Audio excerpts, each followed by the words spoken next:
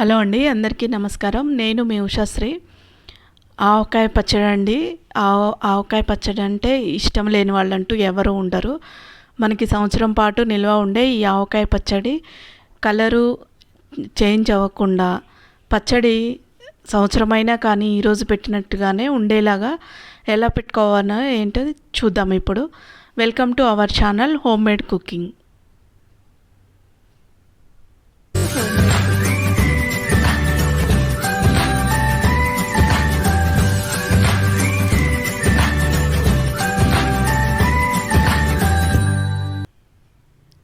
నేను దీనికి ఆవకాయ పచ్చడి కోసం అని చెప్పేసి జలాలకాయలండి, ఎప్పటి నుంచో నేను జలాలకాయలే పెడతాను.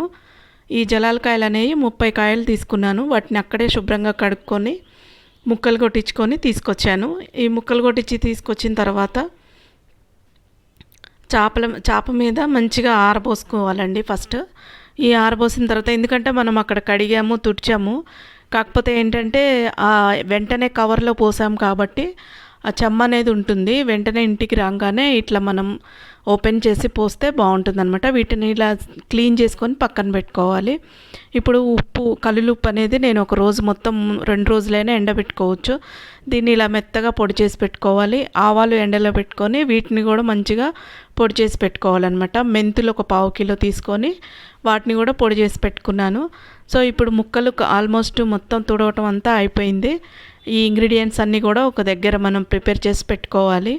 ఆవుపిండి, మెంతిపిండి, ఎల్లిపాయలు, తర్వాత కారము, ఉప్పు, పసుపు ఇవన్నీ కూడా రెడీగా పెట్టుకోవాలండి. ఆయిల్, కారం కూడా నేను రెడీగా పెట్టుకున్నాను అనమాట. ఇది నేను సంవత్సరం పాటు నిల్వ ఉండేలాగా కారం పట్టించుకుంటాను. ఇప్పుడు మనం ముక్కలు ఎన్ని ముక్కలు అవుతాయి అనేది కొలత ప్రకారం మనము ఈ కారం, ఉప్పు అనేది పోసుకోవాలి. నాకు మొత్తం చూసుకుంటే ఒక 16 కేజీల ముక్కలు అనేవి అయినాయండి 30 కాయలకి. ఈ 16 కేజీల ముక్కలకు గాను నేను ఈ కారము, ఉప్పు ఇవన్నీ కూడా కొలతలతోనే వేశాను. ఇప్పుడు మనం ఈ 16 కేజీల ముక్కలకి నేను దరిదాపుగా ఒక 4 కేజీల కారం అనేది తీసుకున్నానండి. కారం చూడండి ఎంత ఎర్రగా ఉందో. సో ఈ కలర్ రావడానికి, అంటే మిరపకాయలు ఎర్రటి కాయలే తీసుకున్నాను. 10 కేజీల కాయలు తీసుకొని తొడిమెల అవన్నీ పోగా కూడా 8 కేజీలు 8.5 కేజీల కారం అనేది నాకు వస్తుందండి. ఇది సంవత్సరంన్నర పాటు నాకు నిల్వ ఉంచుకుంటాను. నేను కారం ఎప్పుడు కూడా బయట తీసుకోను. దీంట్లో ఏంటంటే 8 కేజీలకు గాను ఒక 3/4 కేజీ ఆముదం అనేది వేసి పట్టించాను. సో అందుకని కలర్ అనేది ఇలా ఉంటుంది. మనం పచ్చడి కూడా సంవత్సరం అయినా కానీ కలర్ అనేది మారకుండా ఉంటుందన్నమాట. ఇప్పుడు ఉప్పు కొలత తీసుకొని 3.5 కేజీలు పోసాను. తర్వాత మనకి ఏదైతే ఉందో ఆవు పిండి, పసుపు, మెంతిపిండి, ఎల్లిపాయలు ఇవన్నీ కూడా ఈ కారము, ఉప్పు, ఈ పౌడరు మొత్తం ఒక టబ్లో పోసుకొని మనము నీట్గా ఉప్పు అయితే ఉండలు లేకుండా పైనుంచి కింది వరకు ఈ కారంని మనం మంచిగా కలుపుకోవాలన్నమాట. శుభ్రంగా మొత్తము. ఇప్పుడు ఆవుపిండి అనేది కొంచెం ఒక 1/4 కిలో సుమారు తీసుకున్నాను. పసుపు అనేది ఒక అరగిద్ద గిద్ద సుమారు తీసుకున్నానండి.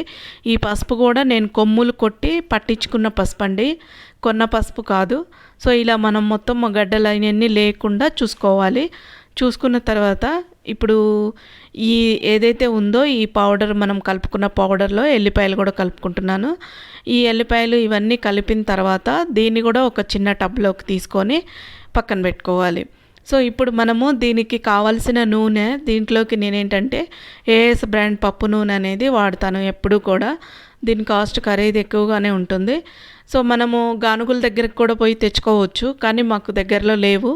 నేను ఈ పప్పు నూనె ఫస్ట్ నుంచి కూడా ఏఎస్ బ్రాండ్ పప్పు నూనె వాడతాను. ఫస్ట్ మనం ఏం చేయాలంటే ఒక బేషన్లో మనం ఆయిల్ అనేది తీసుకొని ఈ ఆయిల్లో ముక్కలు వేసుకొని ఆ ముక్కలు ఈ కారంలో వేసుకొని టబ్లో వేసుకోవాలి. నేను ఈ టబ్ అనేది ఇప్పుడు 15 ఇయర్స్ బ్యాక్ కొన్నానండి. అది ఓన్లీ మామిడికాయ పచ్చడి పెట్టినప్పుడు మాత్రమే దాన్ని తీస్తాను. తర్వాత ప్రత్యేకించి దానికోసమనే కొన్నాను. ఇంకా దాంట్లో వేరే ఏమీ నేను పెట్టనన్నమాట.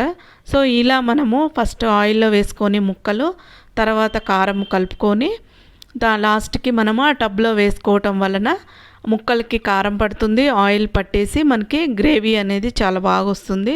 సో ఇలా చేయటం వల్ల కూడా పచ్చడి అనేది చాలా బాగుంటుందండి. ప్రాసెస్ ఫస్ట్ నుంచి కూడా నేను ఇదే ప్రాసెస్లో చేస్తాను. సో ఇలా మొత్తం ఆల్మోస్ట్ అయిపోయిందండి పచ్చడి కలపటం అనేది.